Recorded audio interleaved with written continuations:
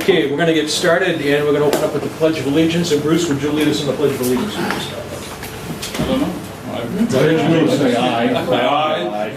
Pledge allegiance to the flag of the United States of America and to the republic for which it stands, one nation, under God, indivisible, with liberty and justice for all. Good job, Bruce. Get your name in the paper, that Okay, so we're going to start off. We have appointments, and Kevin Lowe is probably not going to be here. So, Mary, front and center.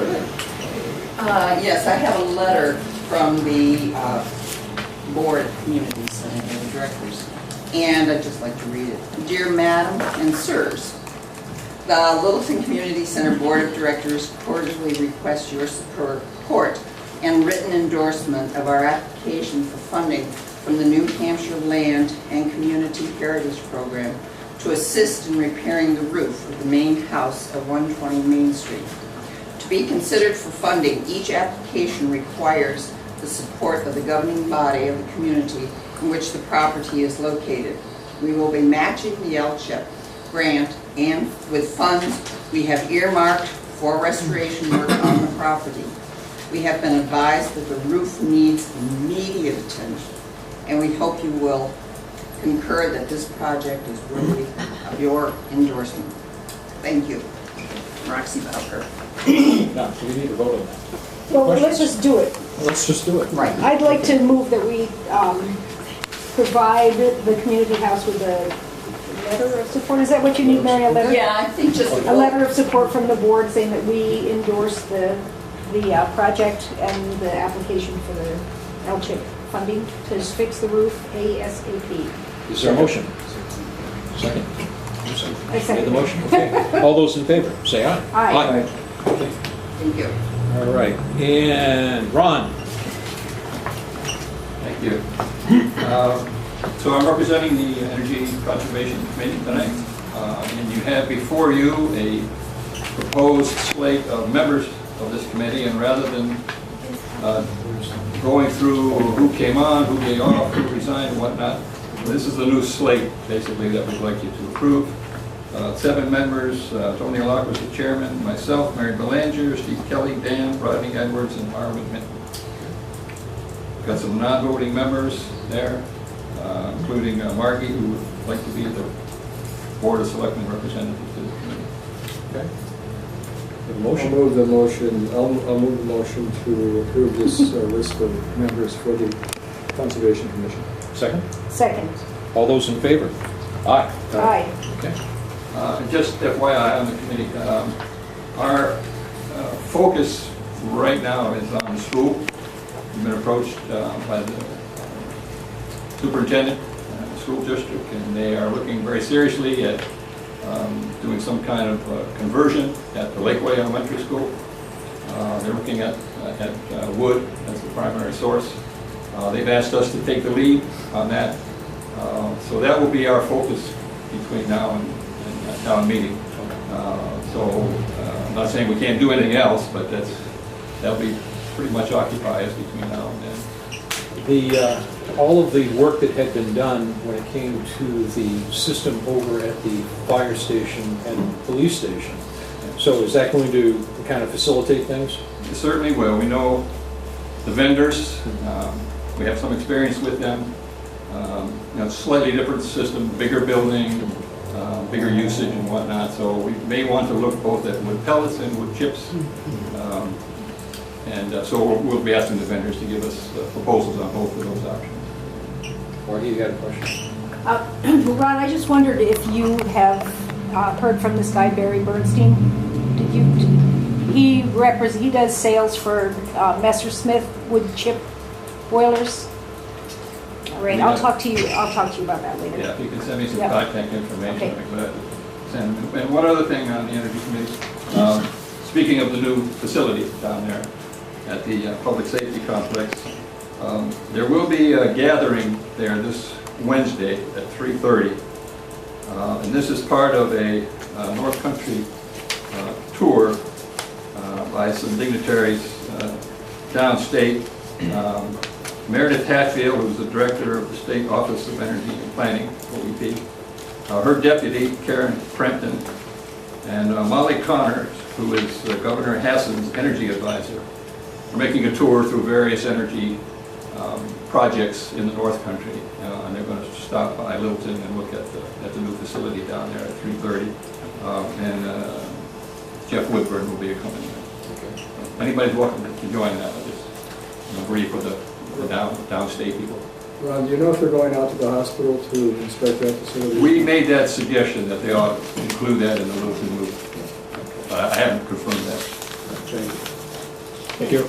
I hadn't realized what an appropriate last name Jeff Woodburn has for the job, but had. But you see his campaign signs. Okay. Mary? Yes, could I ask Ron a question? Or? Absolutely. Okay. Ron? Ron, are you going to do a television tour of the facility for all of us to see it if we can't make it? Right. As soon as the heating season begins, we'll have a somewhat delayed grand opening and ribbon cutting, probably October. And we'll be publicizing that ahead of time, and we will try to get Channel 2 to cover that for us so that it can play on the TV for folks. But we'll advertise that widely, and again, it'll be a ribbon cutting open house. And we wanted to wait till the heating season to make sure the system actually works. Okay. And if it So we don't- so we don't- We may have to postpone it. No, we're not going to talk about that. All right, very good. All right, citizens' concerns. Ron? Okay. I read with interest a headline in an article in the Caledonian on the 20th of July. The headline was, Littleton, moratorium on new low-income housing floated. That kind of piqued my interest. I hadn't heard anything about low-income housing in Littleton since about this time last year, when Mr. Ward came before this body and was concerned about the crime rate down at Parker Village. But I hadn't heard anything about that, and that was a crime thing, not a density issue. So in checking into this, I discovered there was a meeting, big government meeting, and Milt knows about this because he attended, in the Oasis on the 19th of July, with kind of an interesting slate of who was invited and who was absent from that meeting. And then the results of that meeting were kind of interesting as well. And I really don't want to talk about the issue so much. I don't want to talk about the pros and cons of low-income housing, but it seemed to me that this process was a little broken. So I'd like to know, first of all, was the board made aware of this visit? And if so, did you attend, or the town manager? I didn't know about it until it had already happened. I read it in the papers. Yeah, me too. Yeah, why don't we have Milt speak to that? You know, my participation there was as a citizen, not as a selectman, and I made that clear to the group. The meeting was formed by Ray Burton and by Jeff, and we did not have any say in terms of who was attending. We don't have the standing to draw commissioners here. So, you know, the issue was one of being able to meet. I had asked if the press could be present. They wanted this to be a private meeting, and it was to go over and review the concerns that we voiced, that were listed, I think, pretty accurately in the newspaper. I can speak off, not here because it's not a selectman's issue. This is not a selectman's item here, and I very consciously wanted to not involve them unless they clearly were aware of what was going on. This is not an issue that I felt that the select board needed to be involved in any more than the planning board or the zoning board at this point in time. That was the issue, but the meeting was called by somebody else, and we were part of that process, but we didn't call the participants. Okay, fair enough. I found it interesting that there were 3 administrators from the school who were invited to this meeting, and nobody from the town. So it seemed like there was a perception that this discussion would focus a little bit more on school than town issues. So I thought that was a little interesting. And then the result of that meeting was a letter that was sent to New Hampshire Housing, talking about the density of low-income housing and how it's distributed throughout the state. And it had the phrase in it that communities in the North Country were concerned about this. And I guess that's what really troubles me. Where was the representation that led to that conclusion? You know, it was in part Jeff's shared concern and raise. I mean, when they were first approached to discuss this, just with a couple of us locally, all of a sudden this became an issue that was well beyond Littleton, and we had no idea that was the case. And that's why this expanded to the point it did. There was a response to their letter, as you may know, and I was satisfied with the response. It really laid out and explained the distribution. One of the things that occurred at that meeting, though, and it came forward by one of the participants, maybe it was planning council person, but anyway, there were two Supreme Court decisions here in the state of New Hampshire, one in the state of New Hampshire, which basically said that towns could not prevent housing from coming in. Apparently there had been a lawsuit, and it was a state Supreme Court decision. There was also a federal Supreme Court decision, which was of much more interest to us who are perhaps looking for some equity in distribution. And basically I've asked for that Supreme Court decision. I called the local government center. They're getting it for me, and they're going to send it up, which basically ruled that there needs to be equity in distribution. There needs to be distribution throughout the communities, and it can't be centered just in one or two. But beyond that, I can't really explain to you much about the decision. But some interesting information came out of that discussion. There was a lot of sensitivity about picking on people, having victims there. You know, I've been accused of some prejudicial statements that clearly weren't intended that way. But again, this is not a discussion here, but that's what happened at the meeting, just to explain it to you as best I can. Well, I guess I would then ask, does the board as a group have any views on low-income housing, and whether it's adequate, inadequate, about right? Oh, no, I think that when, at the meeting that we had, was it last year?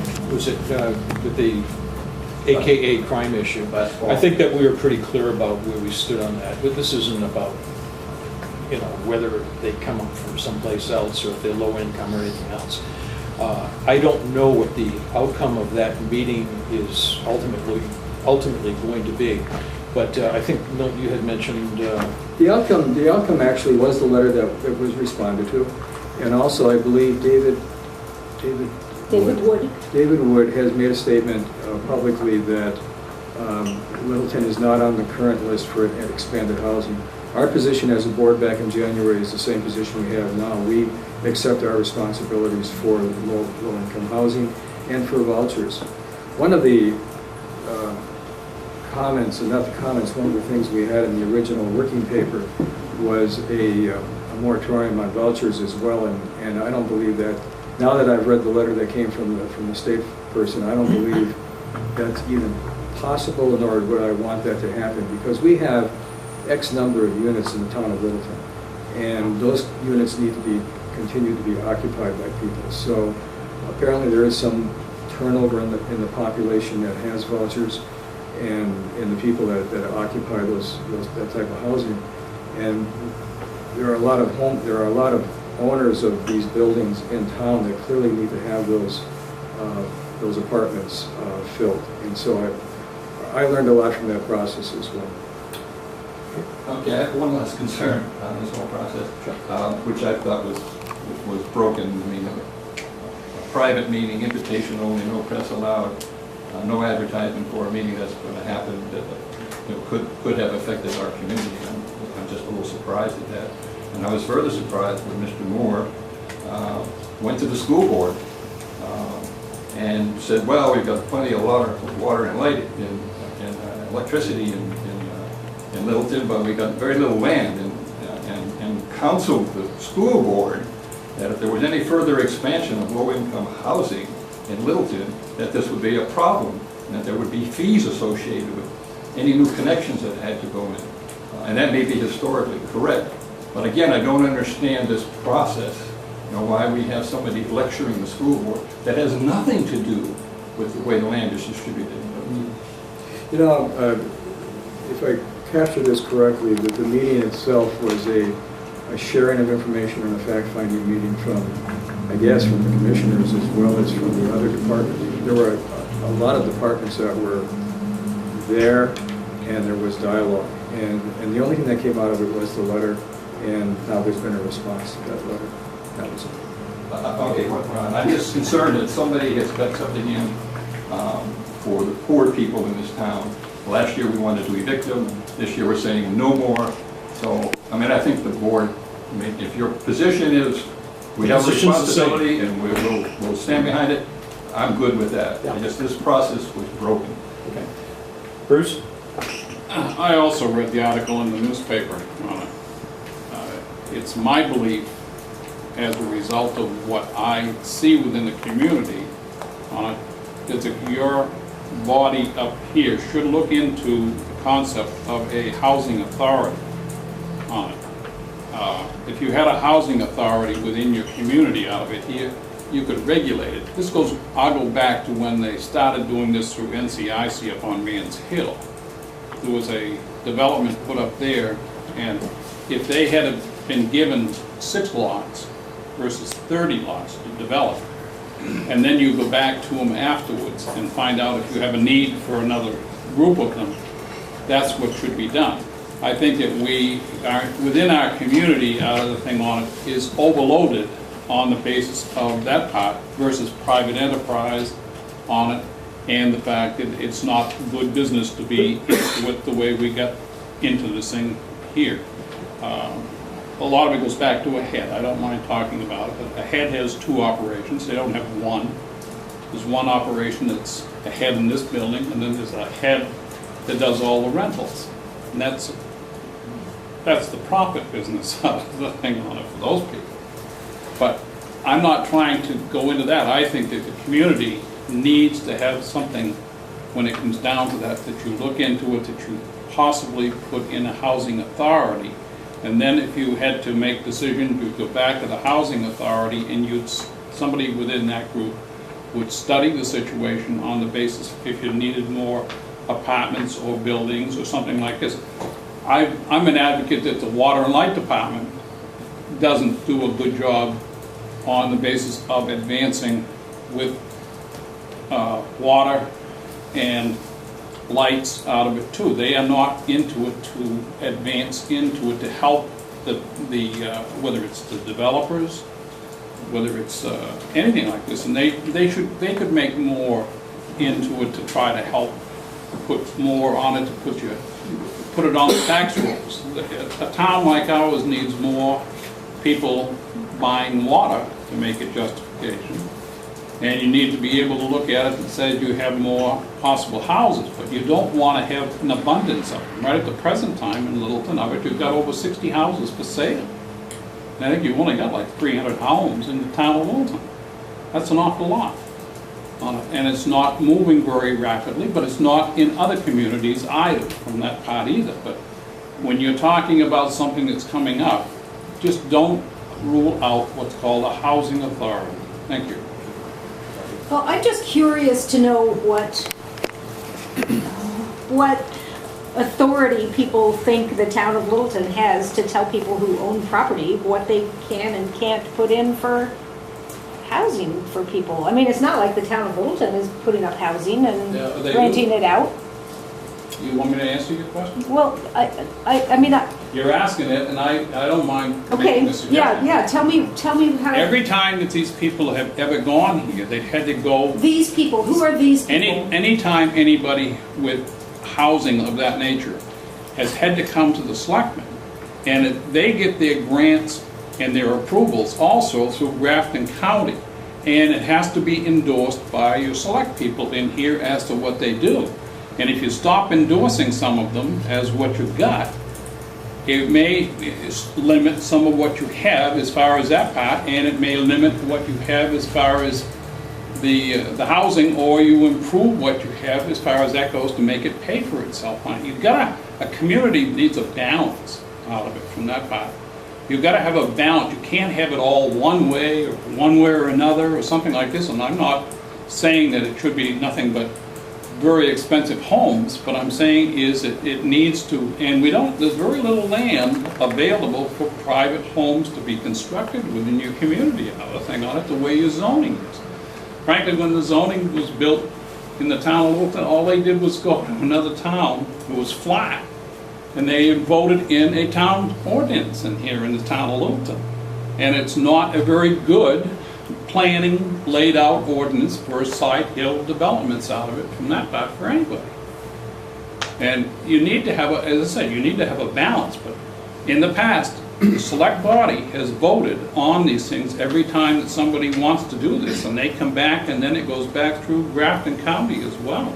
So you people should be looking at what has been done in the rears when they come in, and in the future you need to be asking a lot of questions or more questions about what's happening, just not carte blanche say yes to anything or even no to anything. It needs to be analyzed a lot greater than it has been. Right. Eddie, okay, Eddie, you were, Ed had, Eddie Moore. He had about 10 minutes ago, he put his hand up, so. Okay. I could say a little bit about this housing, but I didn't know the meeting, I didn't know anything about it. It doesn't make any difference. They just talked about multifamily housing and subsidized housing. I just mentioned about what happens when you come to the zoning board. You have to have multifamily housing if you have 3 or more units. And it has to be hooked to town water and town sewer.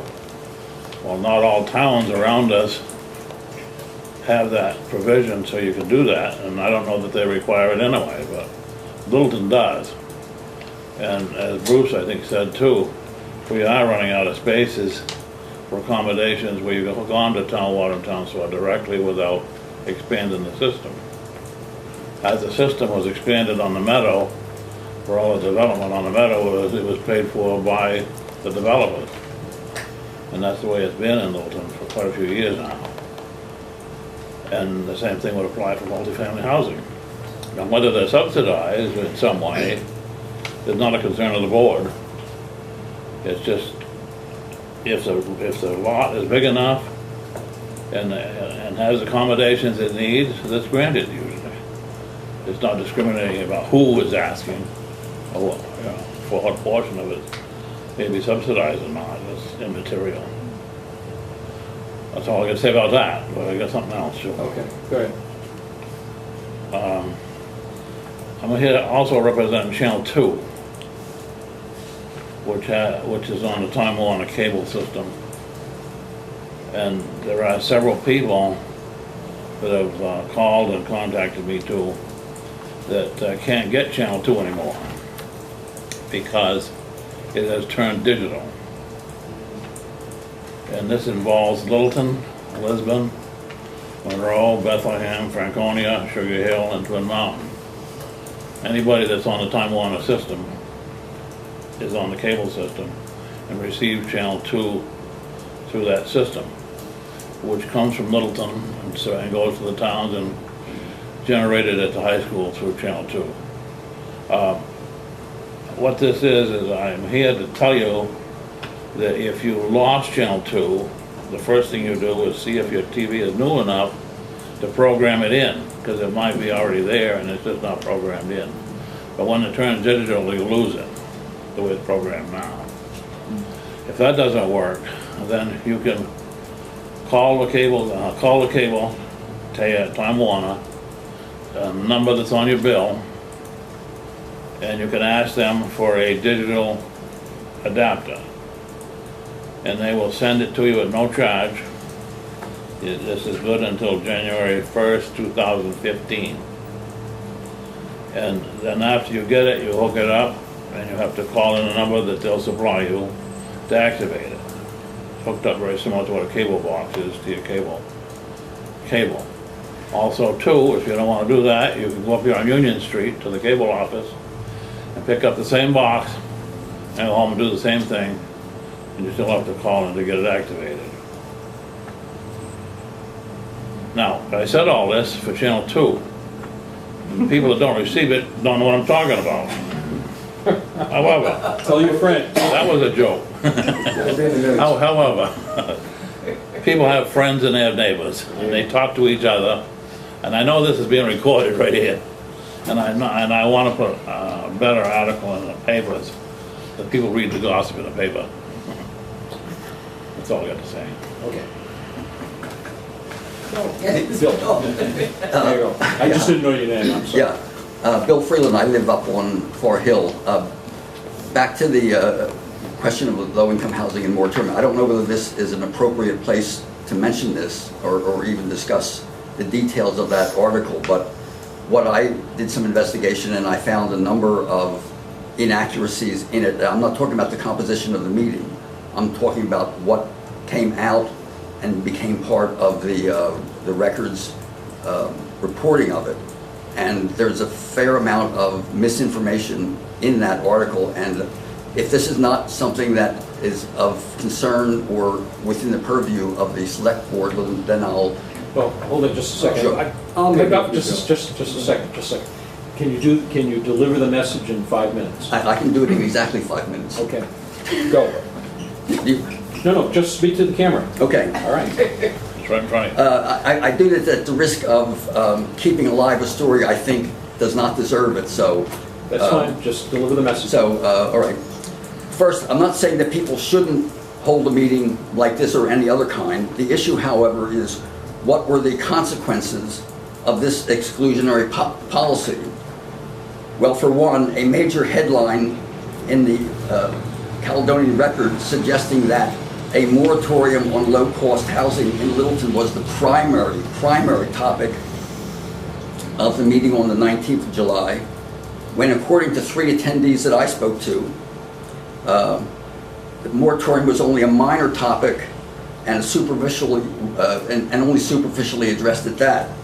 So the question that I had was, how does a minor topic get to be a major headline? It's simple and I think kind of classic. To get the coverage you want, number one, first, don't let the press in. Second, tell them afterwards what you think was important. What can go wrong? Well, in terms of what was in that article, a number of things can go wrong. For example, the school superintendent Pfeiffer, quoted but not interviewed, was said to have told the group that a school honors program had money specifically shifted to the special education program. Not true. In fact, when he was asked about the claim at the last school board meeting, he said his comments were misrepresented to the reporter. The understated assumption, of course, is that the special education program is growing and that it is directly connected to low-income housing. In fact, while the number of such students varies year to year and the costs are mandated by the state and federal regulations, the number of students in special education this year is actually somewhat lower than it was 6 years ago. So there is no upward trend. Second, in another reference, Dr. Pfeiffer was again said to have also told the group that students have asked that the district provide evening meals as well as school lunches to low-income students. In fact, he told the board no such request has ever been made and no such service is under consideration. Then, certain unspecified data was also offered, claiming to correlate behavioral problems with low-income students particularly, but without documentation. If the data does exist, it does not come from Littleton, and certainly none that correlates with a student's home address, because it doesn't exist. But if you want a really interesting piece of data from Dr. Pfeiffer, it's this. In Littleton schools, the dropout rate is 1%. 1%. Nearly the lowest in the state. That means 99% of our students ultimately succeed, whether they live along Partridge Lake or in Parker Village. But perhaps the most fatuous point was a statistic cherry-picked from 2 years ago. In 2011, quote, 50 assisted living units were built in Littleton and only 3 private homes. But why quote a statistic that's 2 years old? Perhaps because the most recent data presents a picture best ignored. In 2012, 7 private homes were built here and no low-income units. So may we say that the moratorium issue has been put to rest? Well, maybe not. Okay, and now this is the part you'll want. So in conclusion, what we have here is a perfect storm of a narrowly defined group expressing views based on misleading data in a setting with no transparency. The result, predictable, an unchallenged proposal to place a moratorium on new low-income housing, but just as when the proposal to shut down Parker Village last year, it's another solution that doesn't really address a problem. Finally, and more to the point, we need to move beyond the old model of, for example, large retail outlets that attract low-wage workers who, big surprise, also want to live here. And this isn't ancient history. The town only recently approved a new shopping center out on West Main Street, which will attract the same labor force. So if we want a moratorium target, maybe that's the place to start. Actually, what we need is a new model, one based on, designed to attract good jobs in fields like manufacturing, technology, and communications. This is the only path to higher property values and increased tax revenues. Short of that, we face stagnation, moratorium or not. Thank you. I think it was 5 minutes. Very good. Can I make one comment? Sure. Bill, some of what you said didn't occur. It did. But it's not worth our while to get into it at this point. You know, the meeting is over. Clearly, I think Ron's partly correct. It was a well-intended meeting, but part of it was broken. Part of what you said didn't happen did happen, and I will swear to that.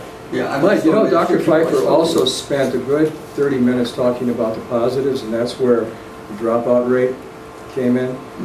When I was a school board chairman the very first time in 1995, dropout rate here was 21% in Littleton, and it was about 20% nationally. So we were very high, and so a great deal of improvement has occurred. And he spent a lot of time, and he was very eloquent in his speaking to the positives of the school system. But also other comments were made that were reflected.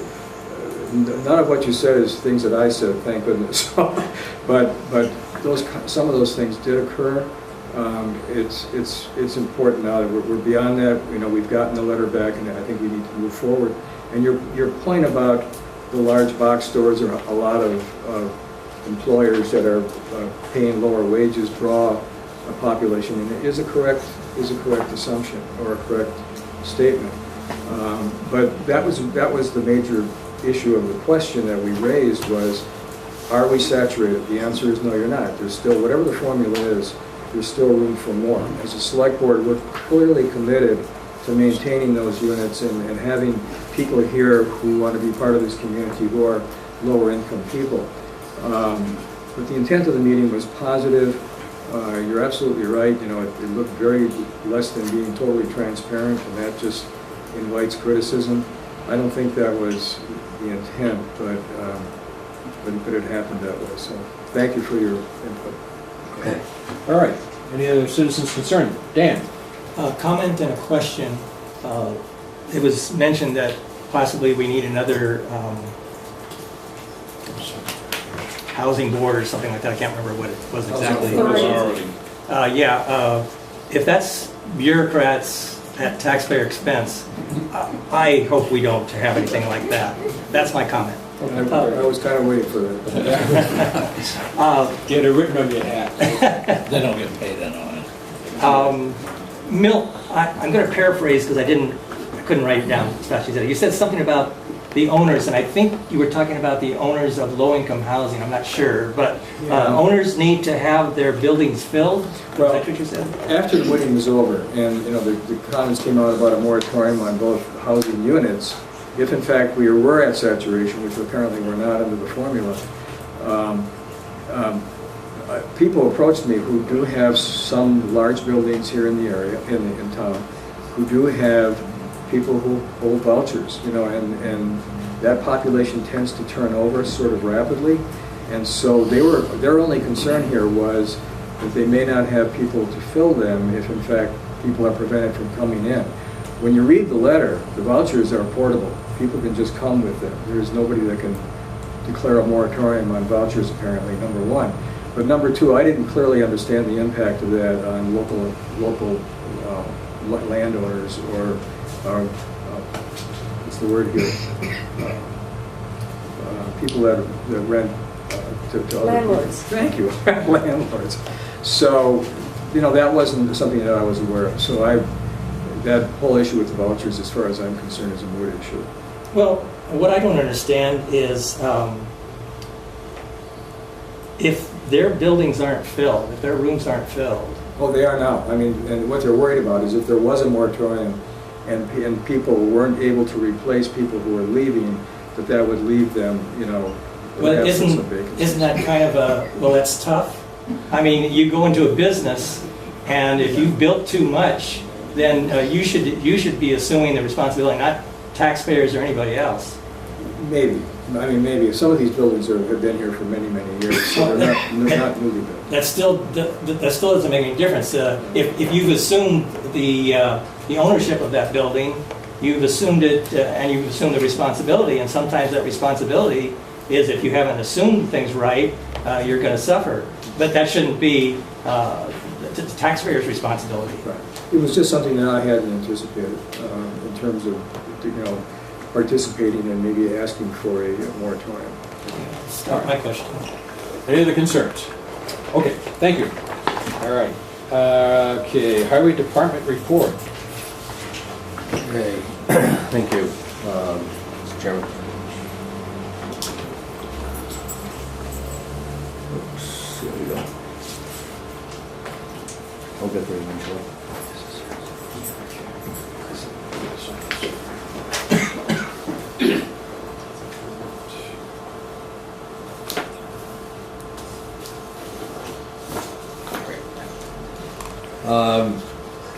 Mr. Green was not available to be here tonight, so I'm going to fill in for him.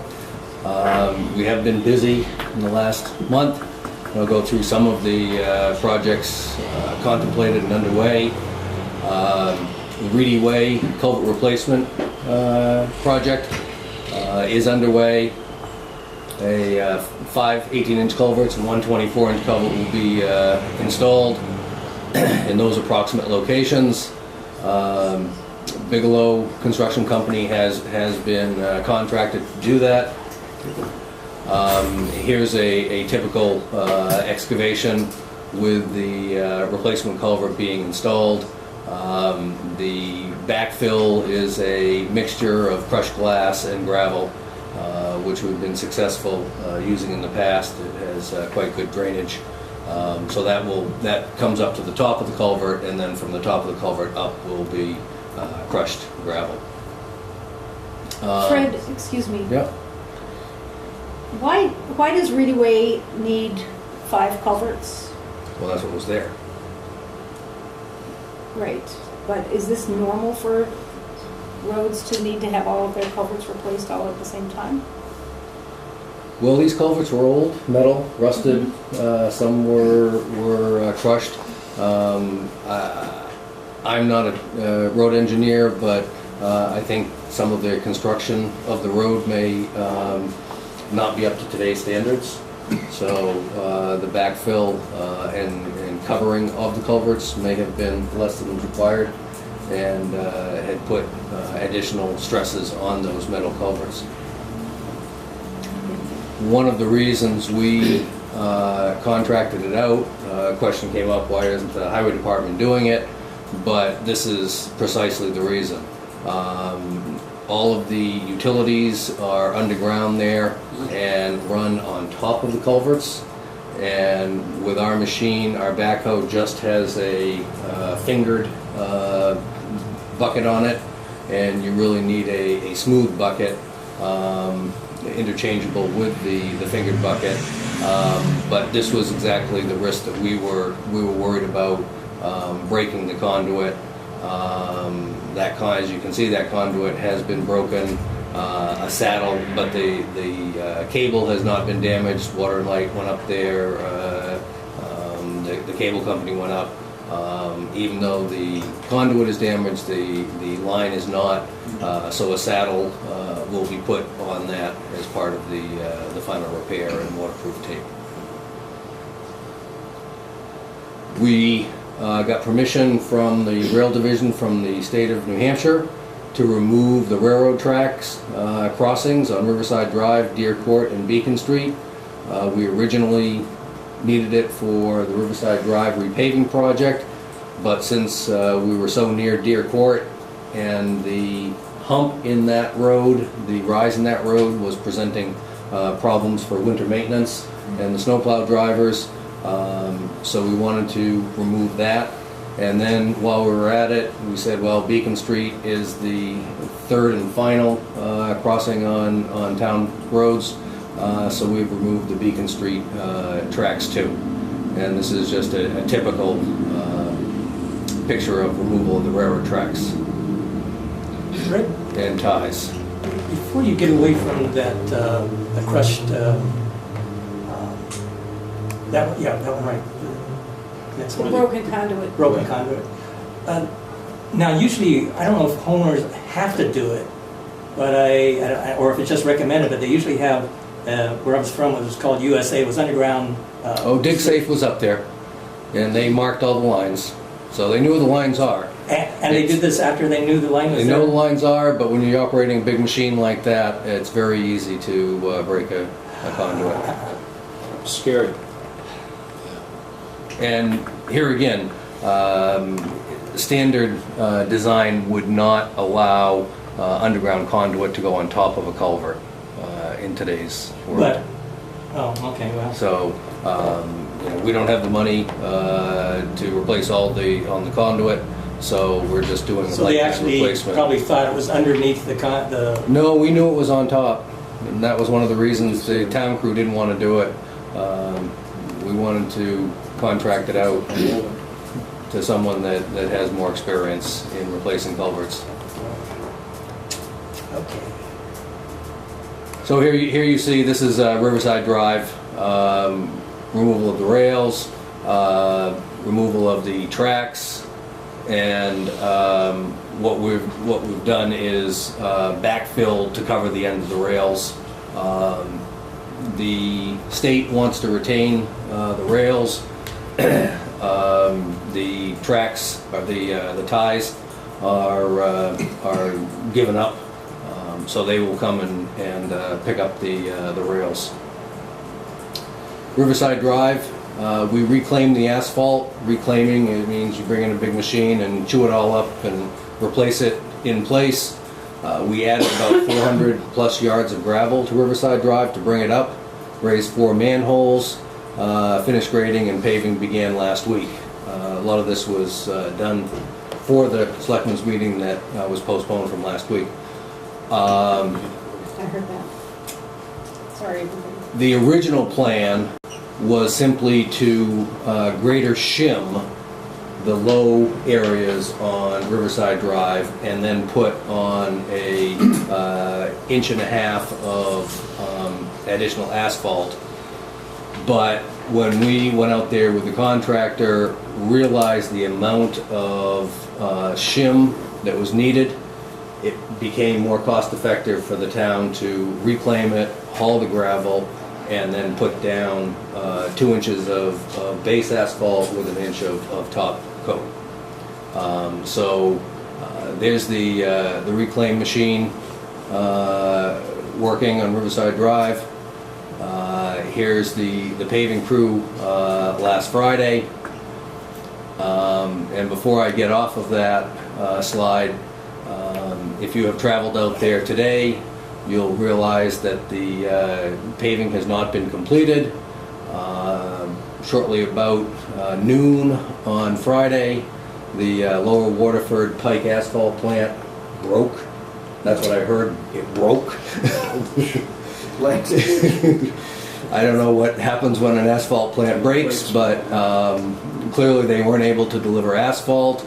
Our contractor did quickly send a couple trucks over to the Gorham asphalt plant, which I thought was generous of him. But then all non-Pike trucks were turned away from Gorham because Pike couldn't supply any more asphalt than what they needed internally. So this job is on hold until Lower Waterford plant reopens. I had heard they hope to reopen around noon today, and I had not heard whether they have. I have a question. Yes, go ahead. Is there a reason they don't use the asphalt plant that's located up at Chickies? I don't know the answer to that. Okay, I have another question. It may be pricing, but Well, that might be it. The other question, do you know if the railroad tracks have been removed from over at that site on Riverside Drive? where the road crosses the tracks? Yeah. Yes. But they were taken off site, or are they? Oh, my understanding is they're still there. And the state was going to come and pick them up. Oh, okay. And somebody's going to follow up to make sure they do come, because They're in the way. will be a dangerous thing come time for the snow machines. to Yes, use yeah, that. yeah, we will follow up on that. And if the state doesn't pick them up, we'll move them somewhere where they can be stored until they do. North Skinny Ridge Road, town highway crew ditched the roadway, installed 480 feet of under drain. We reclaimed the asphalt there, hauled 1,700 yards last week, and then pavement will follow in the next few weeks. One of the ideas there is to let the gravel pack down maximum extent before we pave. Hopefully we'll get a little rain to help with that. Here you see the central paving crew working on North Skinny Ridge Road. We had both town and private contractor hauling the gravel out there to get it done in a short period of time. Our trucks just aren't really big enough to efficiently handle all that material. Don't they roll that to 90%? That's what they say, that's what they claim. But people tell me that it really helps if you can let it sit for a little bit and let trucks and some rain help compact it even further. 10% more, Dan. Go for that 10%. That's hard to get. Miscellaneous other work the crew has been working on, replace culverts on Fitch Cross Road, Partridge Lake Road, Mans Hill Road bump was removed. We appropriated some money to treat the concrete bridges, to seal the concrete. McGoldrick Bridge, Beacon Street Bridge, and Reddington Bridge were done. Also did the sidewalks around the high school and the police department. We cleared some shrubs around the current footbridge, completed the transfer station paving, and mowed the landfill. There's the landfill mowing operation, and there's the transfer station paving. What Mansell bump are we talking about? You It's know? on the far side. I don't know. I honestly don't know. That's why I wish Bob was here. Moving on to the treatment plant. As part of their annual capital improvements, we're scheduled to replace the roof on the pump station. That work has been completed. We did clarifier 2 last year, which I guess is on the right is 2. Clarifier 1 on the left we've done this year. And we have sun treated all of the fiberglass panels. That whole building is composed of steel and fiberglass panels. The fiberglass panels were cleaned and then sprayed with a anti-degradation coating to keep the fiberglass from deteriorating. And on the inside of Clarifier 1, all of that metal work there was sprayed or sanded and then repainted with an epoxy paint. I think that's the end of the slides that we have here. I have a question. Going back to the Reedy Way. Okay? When I get brought up why there's 5 hydrants, 5 culverts there on that road. Yes. I believe that was a development that was put in, and I don't know how many years ago, but that was built to town specifications. And of course it's on a hill, but I believe that's obvious why it has so many culverts. But the reason why I wanted to mention something about it is because it's never been properly taken care of. The water's run down the road, it's washed out the culvert, the blacktop, I don't even know if they're gonna put blacktop back on it. That is the Don't need it plan. black. No, the plan is to repave it. Repave it, Um, but it's the gone original completely. The original surface was a chip seal, Yeah, and you're probably right that No, they're taking care of that. subsequent asphalt was not put back on, liquid asphalt was not put back on to try and maintain that surface. so that would have been a responsibility of the town to take care of it. Would you say that again, Eddie? I said, I think it's the responsibility of the town to take care of it. Yeah, but once the town accepted Took it over, yeah.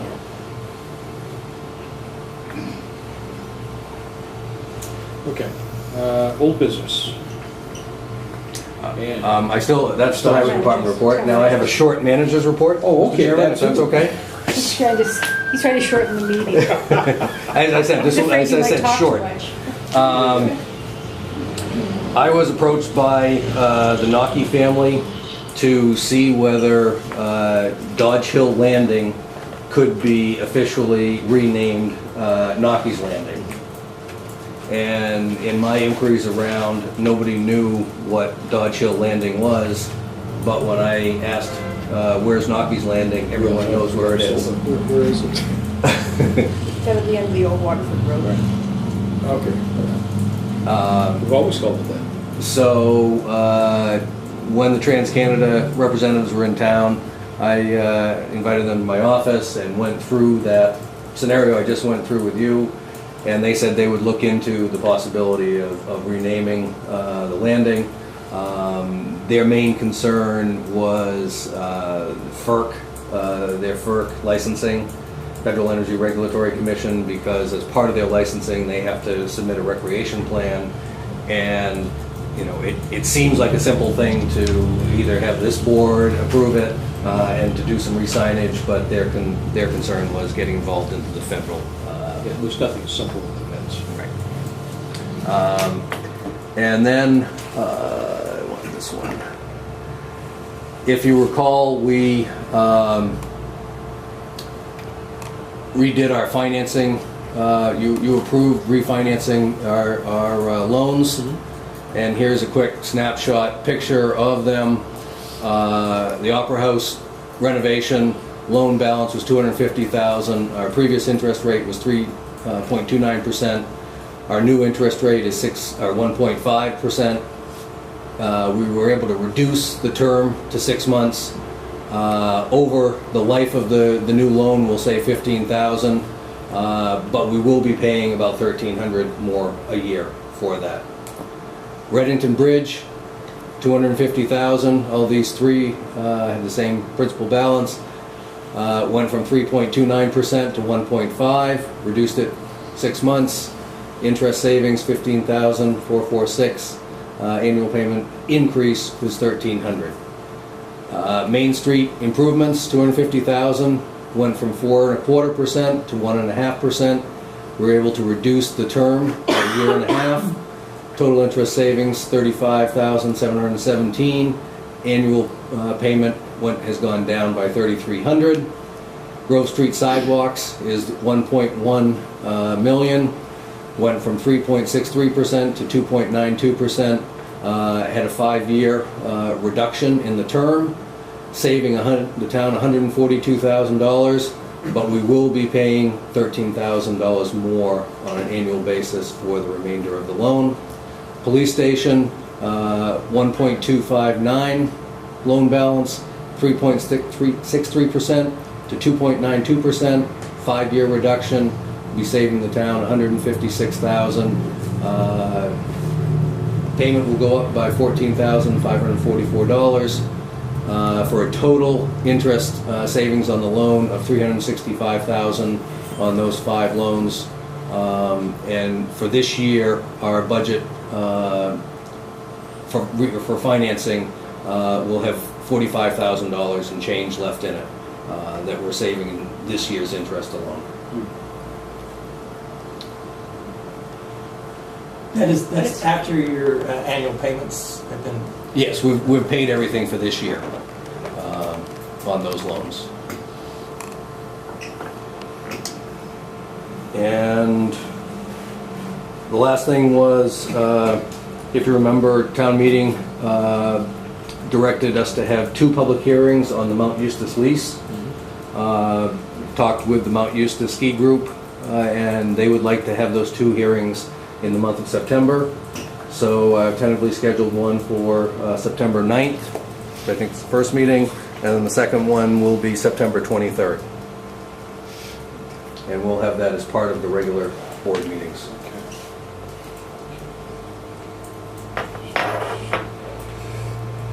I would say the lease is 95% complete. When I met with the ski group representatives a couple weeks ago, they said there were a few things that they were still looking at. One, I think, is signage. The lease contemplates little or no signage, advertising type signage, and I think they're thinking that they may need some advertising signage in order to help underwrite their operations.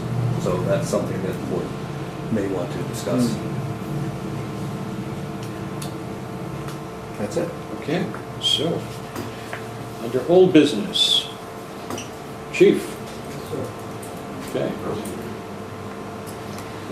We'd like to say that I think that you and Karen did a great job on those, on refinancing those loans. Yeah. And I sure wish I could get a Absolutely.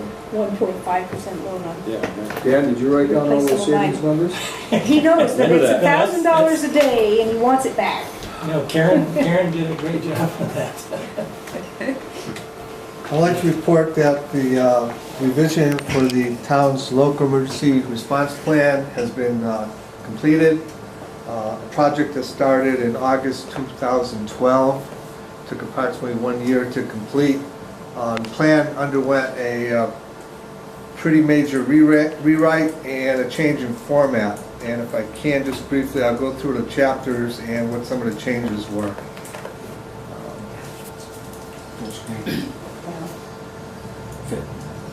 Soon to See pay. on the left. See on the left. Oh, there we are. Thank you. I want to go back. Sorry. Look at the back arrows. I just know he's going to zero in on a page. Excuse me, Chief.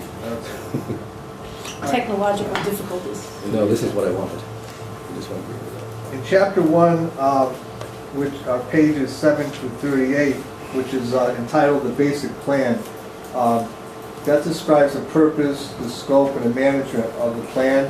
What we added there was a new incident command and emergency support function flow chart, and also clarified for each department their primary or their supporting responsibilities to each of the 16 emergency service functions found in the plan.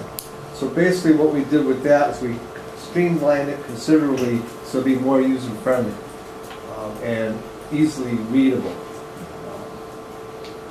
In chapter 2, which is our pages 39 to 124, that chapter itself saw a major rewrite in that those are our emergency support functions. And previously, what you found was just a narrative of what needs to be done by each department during a specific emergency. Now we have we added an emergency service function matrix. We provided each department with a narrative followed by comprehensive checklists for each department to guide them as to what tasks and responsibilities need to be completed. We also included at the bottom of each emergency service function a phone contact list so you don't have to search through the plan or try to figure out who to call or what their number is for that particular function. Each contact list has, of course, the name, title, phone number of the person to contact, and it also mentions whether they have a primary role or a support role. Also attached to Chapter 2 is a list of locally identified references, guidelines, agreements, or other plans that we might have on record. For instance, the school annex plan, some of the community plans, the hospital plan, so on and so forth. Chapter 3 was our hazard analysis and assessment. That was again reviewed, and basically what we did with that is we revisited all the current hazards, and we rewrote it to be a little bit more user-friendly. We also linked this chapter to Chapter 11, which is a brand new chapter in our plan, which is our facilities list, and you'll see that when we go to Chapter 11. So what we can do is we can look at a hazard analysis and assessment for a particular scenario, and then we could ascertain if it involves a facility, and then we could go to that particular section of the plan to get more specific information. Joe, one quick question. Yes, sir. Did the hazard ranking stay the same? The top 8 and then the second 8? Primarily they did. Okay, Yes. thanks.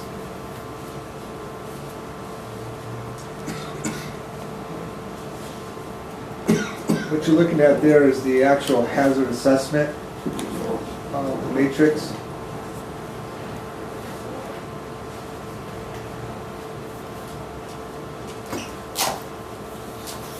And the coloring depicts what, Chief?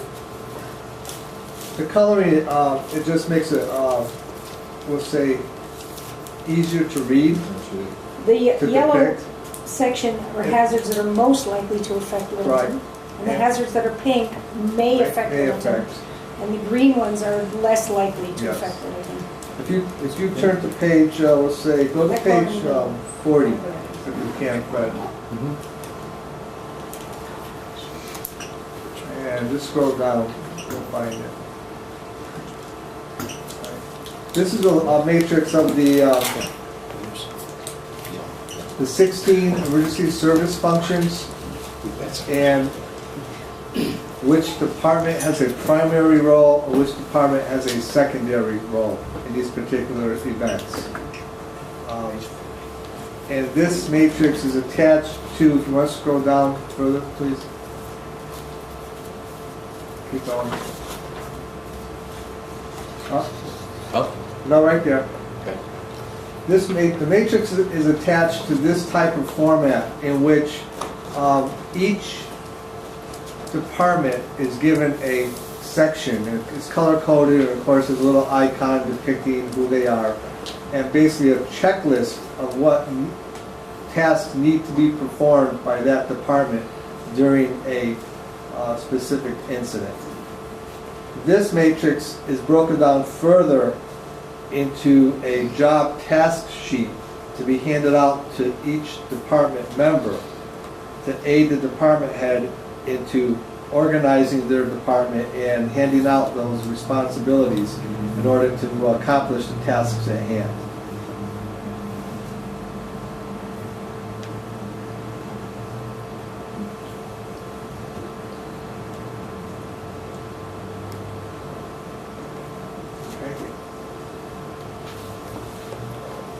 If you want to scroll down to page 133, please, Fred. And you want to scroll down. Okay. Now this is an example of those broken, when we break down those emergency service functions and that hazard analysis matrix.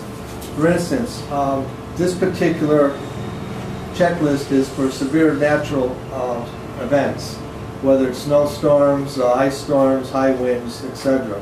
And what it does is it breaks down the responsibilities for each department, both the primary department and the secondary departments that will be involved in this event. As you can see, there's a general responsibility checklist, and then if you scroll further down, you'll see what the primary responsibilities are for a fire department, the police department, and the public works department. So it pretty much gives them an easy-to-read checklist in which they can follow to make sure that the tasks that we need to get done are getting done. If you scroll down a bit further, Fred, you'll see. Right. Of course, we have one for each of the 16 emergency service functions. So basically what will happen during an emergency and the plan gets activated is that the department heads will be contacted. They will respond to a designated area. We will break out the emergency service function chapter for the department heads, and then we would go down further and break out the emergency service functions for that specific incident for each department. We like to call them player packets. These can be handed out to my personnel, police chief's personnel, highway department personnel, and can be distributed amongst the employees to break down the work that we need to do. It makes it a lot easier to track, a lot more user-friendly, more easier to understand.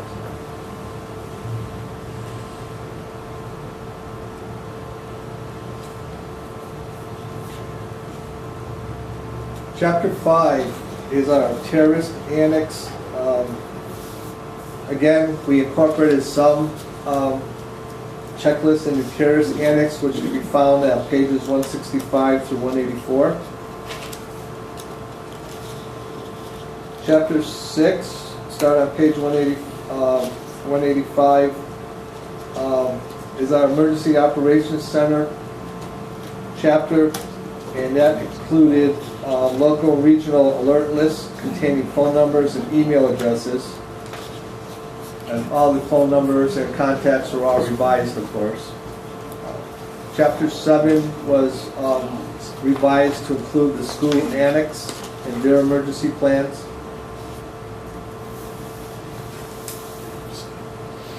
Chapter 8 is on page 197. This is a resource list.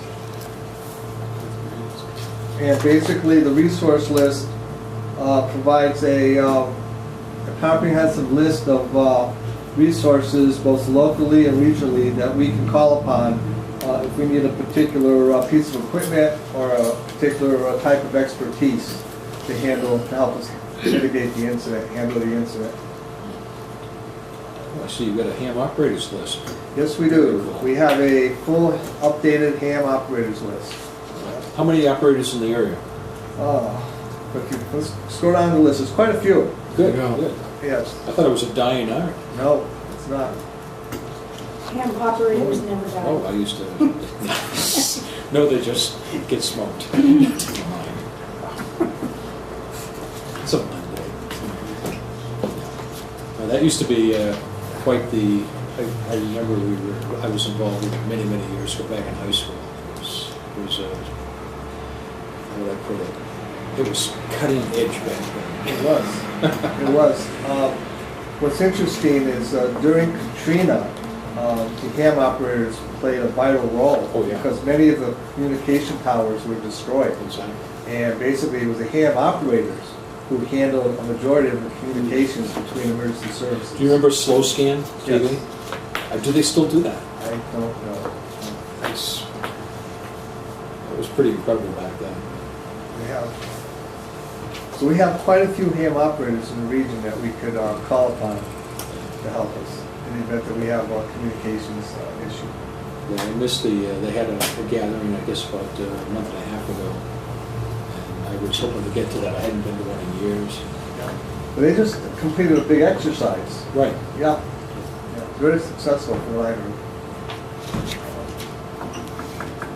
Chapter 9 is an administrative annex. That's the title we gave it. It's a list of all the RSAs, which grant emergency response agency in the town the authority to act during an emergency event.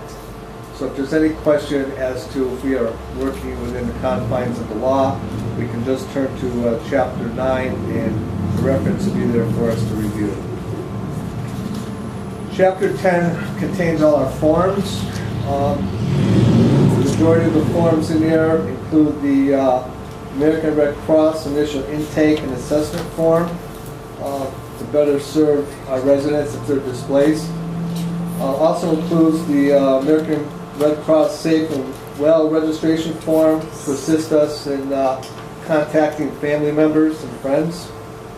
And we also included a animal disaster plan worksheet because, as you all know, it's not only the people we have to be concerned about, it's also the animals, the livestock, the pets. They also need help.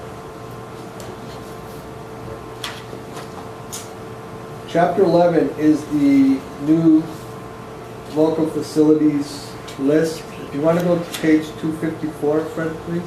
254? Yep. 254. Let's scroll down. It should be there. No. Keep going. What page, Chief? Keep going. Yeah, the other one. We're on No, 257 go now. to why don't you go to 280? We'll go to 280. There's more forms. Okay. That's the Red Cross initial intake and assessment tool. You want to go further down? And we're going to go to page, excuse me, page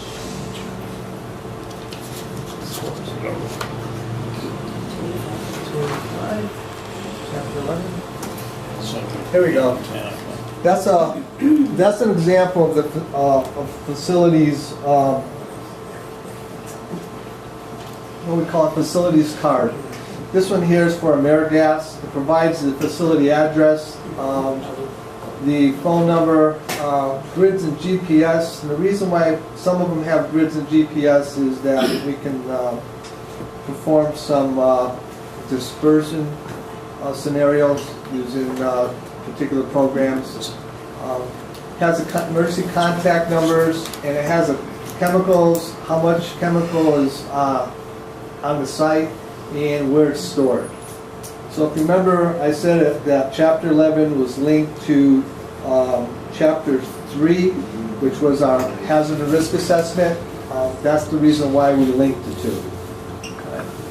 So most of the facilities listed in Chapter 11, which is 18 of them, contain hazardous materials and reportable quantities, which need to be reported by state and federal law. So each of the Board of Selectmen should be receiving an electronic copy of this plan for your review. What I ask is that you review it, and at some time at next meeting, you consider approving the revision to be placed in service. If you have any questions, just give me a call. Will do. Thank Okay, thank you. Yeah. All right, Dan. Chief, Yes, sir. on that terrorist thing, do you have a list of terrorist organizations or things like that? We don't list all the terrorist organizations, we simply list the resources available to us in the event that there is a terrorist event, whether regionally, statewide, or nationally. So you aren't told to watch out for any group or anything like that? No. Okay. All right. Let's see. Issuance of tanker truck bid specifications package. Just an update as to where we are on the tanker grant. Okay. These are our benchmarks, and I'm pleased to report that we're right on schedule. We started with a rough draft of the specifications. The legal section of the bid spec has been completed and been reviewed. The tanker spec itself is about 90% completed. As you can see by our timeline, tomorrow night we meet with the fire department membership to just review our, what we call our rough draft. This will be our last meeting with the entire membership to just go over what we have, make any adjustments, fine tune any areas that we need to fine tune. We are planning on having our completed final draft ready for September 6th. Right? And we will hope to go out to bid starting September 13th. We gave ourselves almost a month, which we then hope to open the bids on October 11th at 10 o'clock. Once we do that, you'll see the next line, it says meeting with the bidders. What that is, it's an interview process in which we will call in selected bidders to interview them, to ask them more specific questions regarding their proposal. Right. We're hoping to award the bid by November 15th. And we should have plenty of time by then, between November 15th and June 2014, for them to build and deliver a truck per our spec. Okay, any questions? Okay. I have a comment. Okay, This is an anecdotal story. A private fire company, there was a fire department meeting of fire chiefs, and one of the fire department, a private fire department captain was talking with a public fire department captain, and he was mentioning, the private guy had mentioned that they had just purchased a new truck for $200,000. And the public employee fire chief said, we purchased this about the same thing for $4,000. He was wondering what the discrepancy was on there. And part of it had to do with about the average trip for a fire truck on a call is around 7 miles. That's average. But the public employee company had purchased seats for the fire personnel in that one section that were $4,000 over the cost of the regular seat. And I realized that we don't have any oversight here on, I'm not talking just about fire, it could be for public works or police or anything like that. We don't have any oversight on the extras that are put into these things that, anyway, there's no oversight in regard to this story that I just told you. So I just wanted to throw that out. I think actually there's this a review process. And A citizen review or what? well, I think as far as the department is concerned, that's part of what they're going to be doing in the bidding process. Is they're going to be pretty specific about that. Well, that's what I mean. This doesn't have to do specifically with fire. It could be with any public agency. They put out their proposals for bids. So they listed the things that they want. I think it's a matter of listening to things that we need. It should be. It should be. Yes. But I'm wondering if I don't think there's any oversight here on that. I think that, yeah, there is. Is it, Chief, you want to speak to that? Yes. Thank you. Our bid spec has to follow the federal guidelines and also has to follow the minimum standard of NFPA 1901, which is an apparatus standard. So far, our bid spec is following that standard, as well as we have to stay within a certain dollar amount. The grant was for $295,000. We're not allowed to go over that dollar amount. And our bid spec, the bid itself is reviewed by our regional contact person at the federal level, as well as our bid spec will be reviewed by my boss on the local level.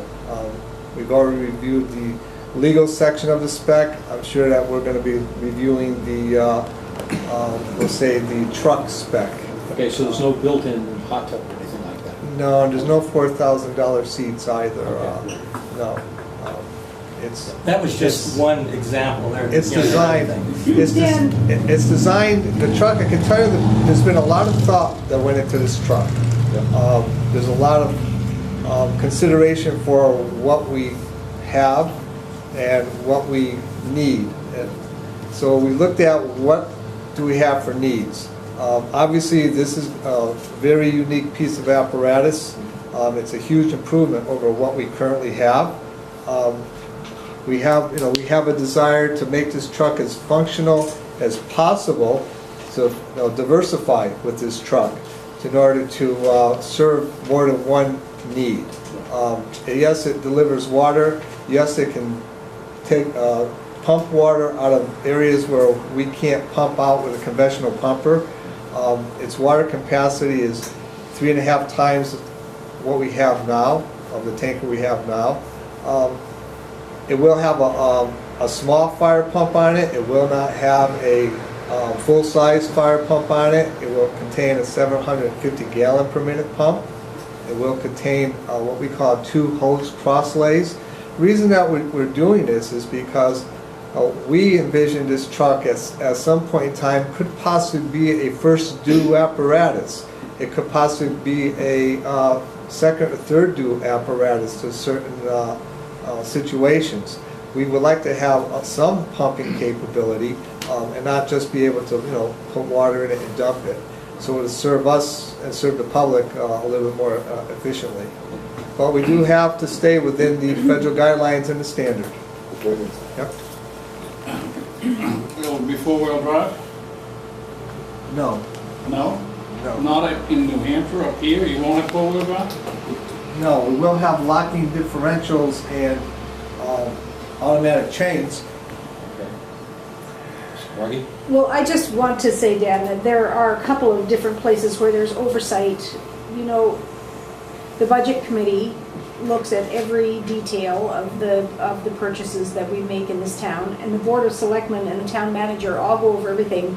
You know, it's possible that we've had a $400 hammer in town at some point, but generally speaking, everybody's keeping a pretty close watch on our pennies around here. So, I appreciate your anecdotal story to some degree, but there is oversight. I mean, that's the sort of stuff that we spend hours looking at, is whether we really need to spend X number of dollars on, automobile A for the fire department. We really do that, and I just hope that you realize that it's not like we just put the old rubber stamp on everything that comes in front of us and hope that everybody's being honest about what they're ordering for the town. And another quick example, last year when we had a proposal for the budget to buy a new street sweeper with new added equipment, which had to do with cleaning sewers. And there was an argument made that, this would be more efficient, and it probably would be, but it was very expensive, and it ultimately went away. So we had a long discussion about that. But I think, if the budget committee that you sit on also worked with the fire chief and the town manager or the police chief, whatever the equipment may be during the year, as this is going forward on an advisory basis, that would be helpful. But the budget committee doesn't really want this. Yes, and again, I wasn't specifically, Right, I understand. yes, the story just had to be about that. Right. And this has to do with, the budget committee doesn't take a look from the manufacturer and look at all the Specifications. accessories and stuff like that, Right. so And there that was was the point. oversight, and that was the point. Right. Casey?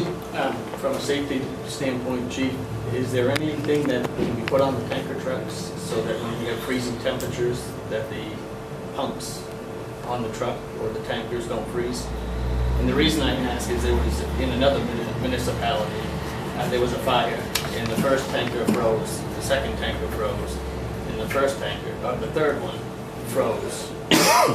They had plenty of water supply, but because of the tanker and not having today's technology, or is there something available with our freezing temperatures up here to put antifreeze through them or through the pumps, or is there a new technology out there? Well, I can answer that question for you. As you're aware, the engines carry water also. And when we're faced with those sub-zero temperatures, basically what we do is we use our pumps to continuously recirculate water. So we recirculate water from the tank through the pump back into the tank.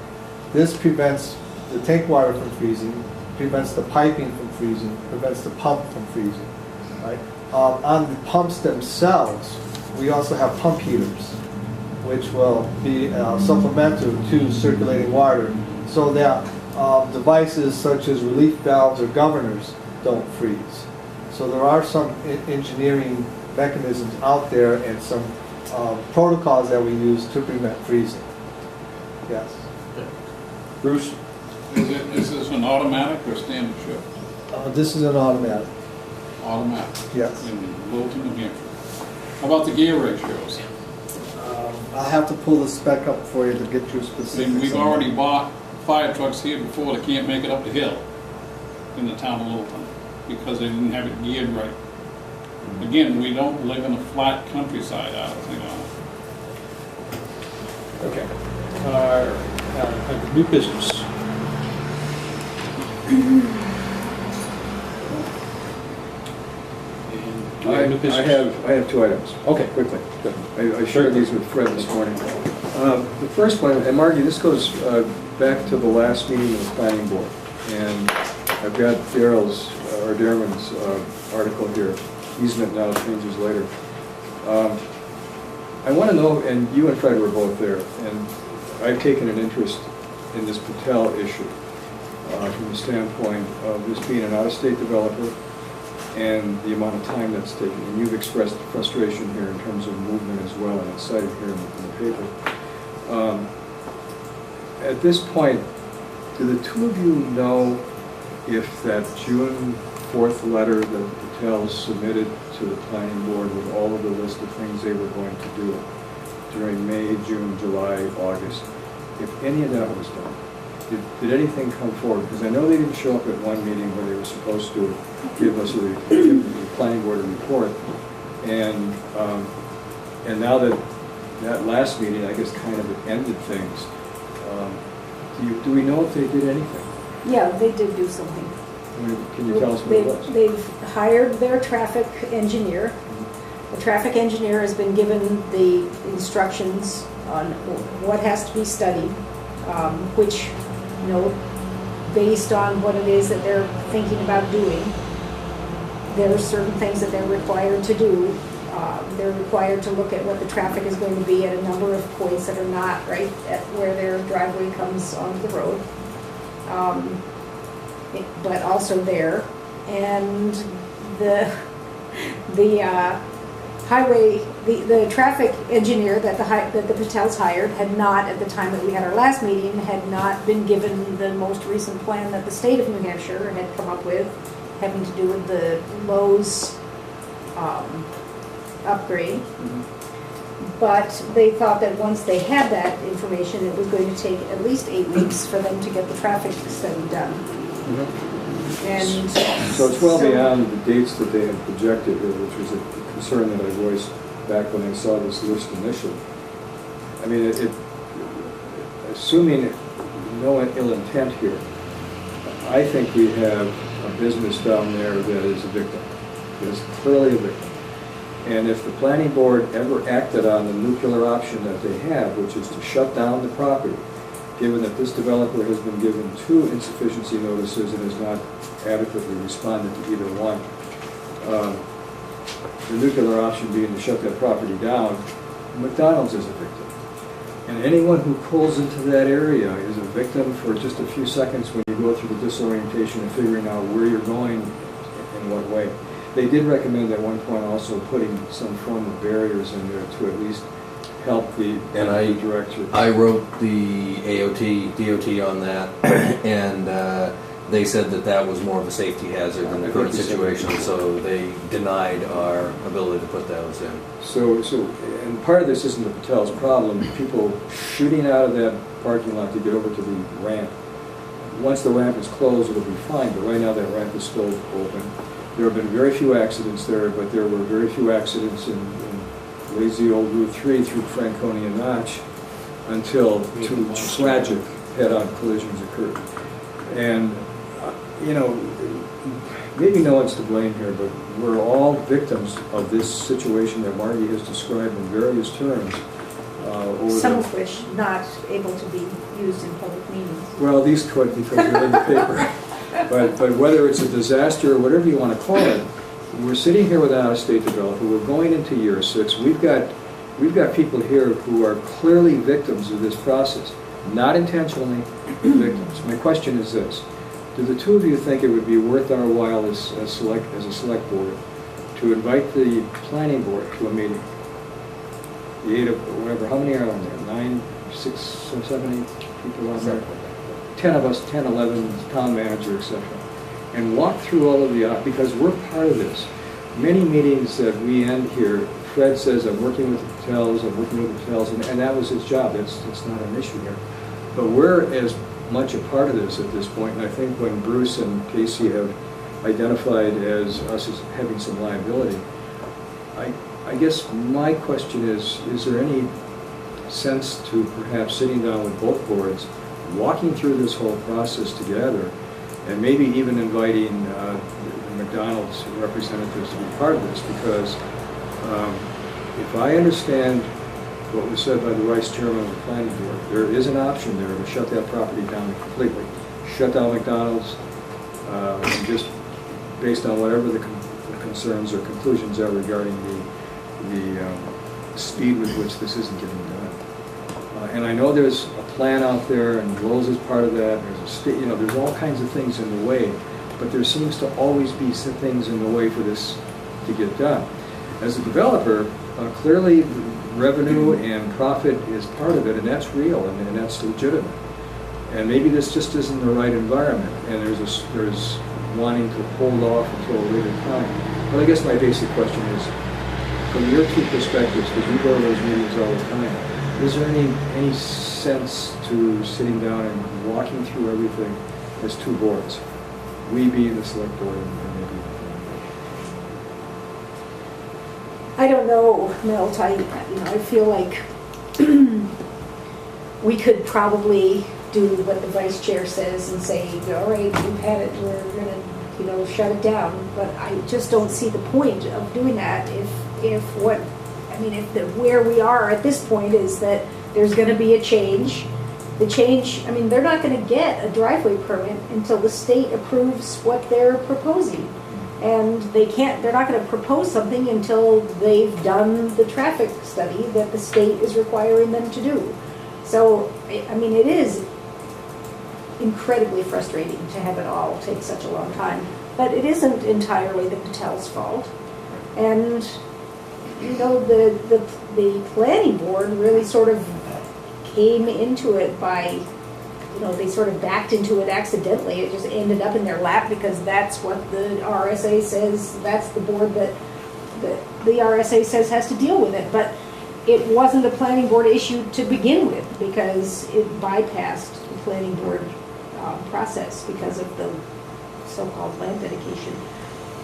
Really, it's just it's a perfect storm of everything not working properly over a long period of time, and a lot of people are working on it. And I don't know, the idea of another meeting to talk about it. Not another meeting, a different meeting with all of us there. And I know Linda's been the one who's been most adamant about holding their feet to the fire as quoted in the paper. She wasn't at that meeting, and that doesn't mean that decision wouldn't have been made anyway the way it was made. But that option is sitting out there, and it looks as if we're just going to be in place, glassy-eyed stares, until something else happens. So part of my concern is just making sure we're covered here as a select board and as a town in terms of understanding the declarations of safety issues down there that have been identified by state engineers, and that we've done our due diligence. And not to say that we haven't done our due diligence, but is there any other step we should be taking at this point? That's my question. It doesn't have to be answered now, but I think it would just be something that maybe we could bring back. I brought this up to a planning board member that I happened to meet Sunday morning reading our newspapers. And his response was, how was your vacation? So I don't think he was too excited about it, but on the other hand, it's just something that we should perhaps bring back next time. And maybe in the meantime, Fred, this could be at least broached on their side. Yeah, it may be just putting together a timeline of what has happened, because there are a number of things that are ongoing now. Certainly would all like to see them happen faster, but as Margie mentions, the state is a critical player here. The Patels have met with the state. We have had a scoping meeting on the new development. They've disclosed generally what their plans are. They've hired the traffic engineer. The traffic engineer is working, and the state said they can't make any decisions until that report is done. Wheels are in motion. They're not turning as quickly as we'd all like, but I think in light of the Lowe's work that's going on there now, that may have an impact on the outcome too. Once that work is completed, there may be some changes to what the traffic pattern and development interests are. And is it your sense that's the consensus of the planning board as well? I don't meet regularly with the planning board, so I can't speak for them. But in terms of that meeting, because it sort of ended with Margie's frustration, the article did. And the article, was well read, but... The problem is, Milt, we could take some concrete barriers down there and we could shut off the road. But that's not going to make the Patels do anything more than what they're doing now, because they can't do anything until they do the traffic study and the state approves the plan. So whatever plan they might come up with in order to get us to move the barriers still has to be approved by the state. Right, and I understand that, and I also understand that if we did put the barriers up, McDonald's perhaps would look at hotels and say, what have you done to us here? The issue here is that we've got... Well, they would also say to the town, what have you done to us here too? Right. But to walk through all of that and to come to some final conclusion, because the option is still hanging out there. It was brought up by the planning committee. This is the other option. And now it's just hanging there. I don't suggest that we do that. I guess the question is there any way to move it any faster? And I think what you're looking at is trying to move it faster, but if it can't move any faster, you're not going to move it faster. Okay, and if it's going to take that 8 weeks, then that's what it's going to take. I think that the idea of having the Democles sword out there is probably a good idea from the standpoint of once that traffic study is done, that things move forward from there. But we also have to be careful that we're not dropping the load of bricks on the wrong party. If it's not the Patels that are holding up the process, then it doesn't make sense to be. There's plenty of blame to go around in this whole process. There are all kinds of people who have made decisions that probably were not the right ones.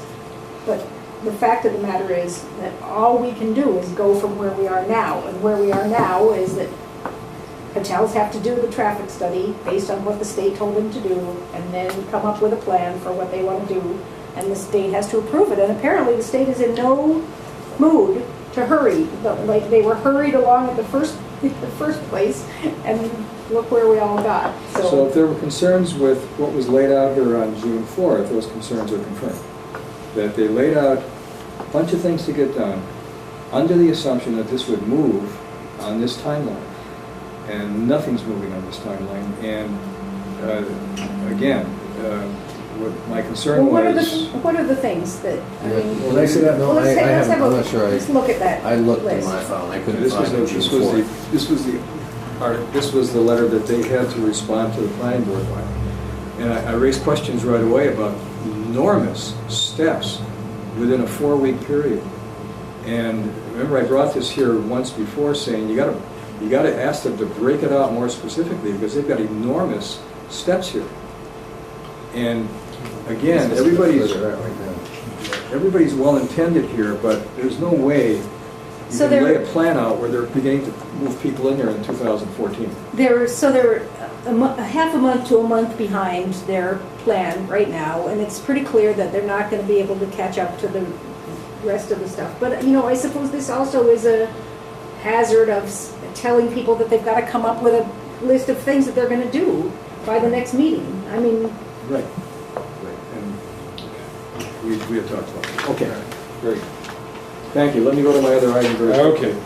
Okay. In recent weeks, there have been 3 newspaper articles that I've read, and this has to do with the chief of police. The New York Times in their national section back on July 19th had heroin in New England more abundant and deadly. The 3 states that they identified were New Hampshire, Vermont, and Maine. And there showed a lady shooting up in a tunnel in Portland. The second article came out of the Wall Street Journal. Heroin makes a comeback. They make references to incidents in Washington, but also in Maine, and they make reference to the issue of Maine, New Hampshire, and Vermont. The third one was a Caledonian article, a Caledonian Record article of guys being arrested for heroin distribution and sales, and the title is Heroin Use Increasing. I guess my question is, and I shared this with Fred this morning, I would like to have maybe Paul come and just report to us on what his experience, or what the department's experience has been recently. Not only that, but he's in, he networks with Right. departments. Right, so maybe just speak to that issue at some future point. So we put him on the agenda for... September 23rd is what I'd like to Okay. put him on. Okay. Very good. All right. That's all. Okay, other new business? Can I say something? Follow up on what you Very said. good, okay. On the McDonald's place down there. I'd like to bring up a hypothetical situation. Let's say there was an accident, 2 people were killed down there, dead, taken to the burial ground. What's everybody's response to that? it depends on what happened. I mean, you can't just say, oh, 2 people are dead. I mean, clearly somebody did something that they weren't Well, supposed to somebody's do. gonna get sued, right? Maybe. All of that speculation is going to make it move any faster at this point. I mean, We have to- it we have gets to very, still- very complicated. Well, of course it's going to be complicated. That's why we'd like to see it move faster. I But understand. it's just so fast that it can move. But that hypothetical situation could still exist. And if we hurry up and do something and we do it wrong, then somebody gets killed, then we're just as liable. I mean, and we can't do anything anyway, because nobody can do anything until the state approves their plan. I mean, I would like to see the state move faster. There isn't any question about it. I think they should be right on top of it, but, I'm not sure that. I've attended Being all the that- meetings, and I'm not trying to criticize anybody. I'm just, something could happen down there. Very We know that. seriously. I pulled out of McDonald's before. I don't eat the stuff, but I've seen it. I live down there. I just Is that a diet? brought one of the kids down there. So. My understanding is that may not even be the Patel's problem. I mean, that's not their responsibility. It's the way that was approved. And, I'm more, I'm having part of that, it too, don't forget. having that driveway sit right across the street from the We're south pointing our finger at ramp. you. But, that really isn't so much what my concern is that somebody's going to have to be broadsided there Yeah, I'm and jumping not- across. But that's an accident maybe more of the state's doing than of anybody else's. Right now, it might happen, and because they're all mixed into us. Oh, yeah. We're just guilty right It's just now. very, it's just I was very- real careful down there the other day, I can tell you. But the I'll current say- improvements that are going on should make the area safer, overall Yeah. safer. Right, once they close that ramp, Yeah. that makes it, Close the ramp and extend the nose on the southbound on-ramp. Yeah, I should approve the Should situation. improve things. Okay, other new business? Seeing none. All right, we have the minutes. Has everybody read the minutes? yes. Is Frank here for?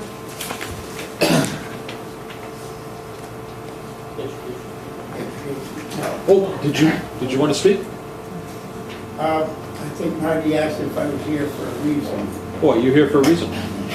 You're not one of the usual suspects. And found out that there has to be a waiver signed by the applicant for the town services. And I wasn't aware of that until I just applied for that building permit.